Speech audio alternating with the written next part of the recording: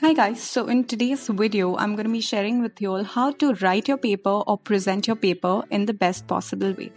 Now, as you can see here, I have an answer sheet here. And first, you basically have to fill out all your details. Make sure you fill in them completely. Do not leave anything blank. And just make sure that you stick to what I have asked. Do not write anything additional when it comes to giving away your details.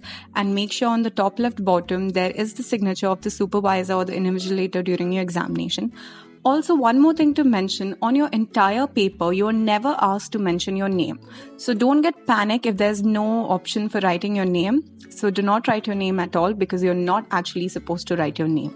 Now coming to the paper right here, you can see for all the questions, I've basically put a line on both the sides of the question. As you can see, that just makes the question stand out, and I've written the question like MCQs, the answer in one sentence. Next, coming to margin, I have not extended the margin, nor I have gone beyond.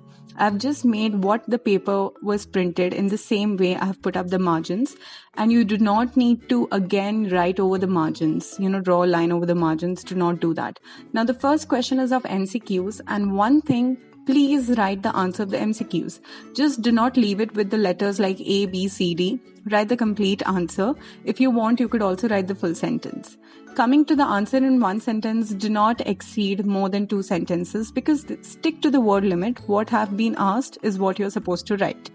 And here I've basically put up a line after every answer. That is how you should present it. Do not go beyond and draw lines every other place.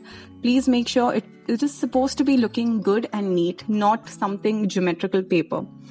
Next is fill in the blanks. Now for the fill in the blanks, one of the most important things that students forget are writing a complete sentence, which has been asked. So make sure you write the complete sentence with the fill in the blanks underlined. So that is the best way you could present your fill in the blanks. Do not just write the answer of the blank because that is confusing for the examiner as well. Next, coming to the other questions like answer the following, which are 2 to 4 mark questions. Again, stick to the word limit. Do not exceed more than 5 to 6 lines. And here, if you see, I have made a mistake. So instead of scribbling on the mistake, I have basically put up a single line over it and written the proper, the corrected word. So do not scribble or anything. Just try to make sure that even if you've made a mistake, your paper still looks presentable. Now, there are some questions like you have to list out things. Make sure your list is vertically going downwards. Do not ever make a list horizontal. This is how you should represent it. Now here, if you see, I have some space left. But if you see my next question, it's a Venn diagram. It would definitely not fit in here.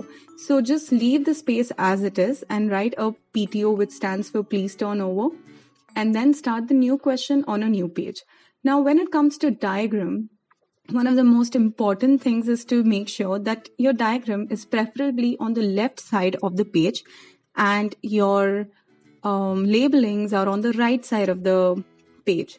And try, I know a lot of people avoid because there are so many labelings. You cannot fit all of them on the right, but just make sure. Also, the heading of the diagram should be on top, not below. A lot of students mistake that, like do a mistake in that. So make sure your labeling is on top, and also your label lines should be made with a scale, a ruler. And do not ever use color pencils. Even if it's allowed in your examinations, do not use it. Next is the answer in detail ones, which are very long answers. Now, as you can see, my long answer looks pretty much segregated and to the point. It's because I have, sectioned my answer into the introduction and the points. And I've also highlighted the points by underlining them. This makes it very easy for the examiner. So you also should do the same, so that your examiner doesn't have to read through all of your paragraphs. He can just take an overview and give you the marks. Also, you can use arrows and bullets to denote or to show the subpoints. Now, when it comes to reactions, your derivations, or your final answers of MCQs or maybe your numericals, make sure you put them in your box, and it just makes them stand out. So that instead of going through all the steps, the examiner could directly look at the box and give you the marks. Now, this one big answer has been comprised so well into segregated points.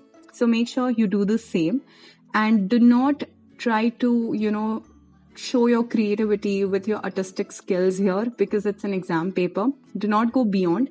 Just stay and make sure your paper stands out.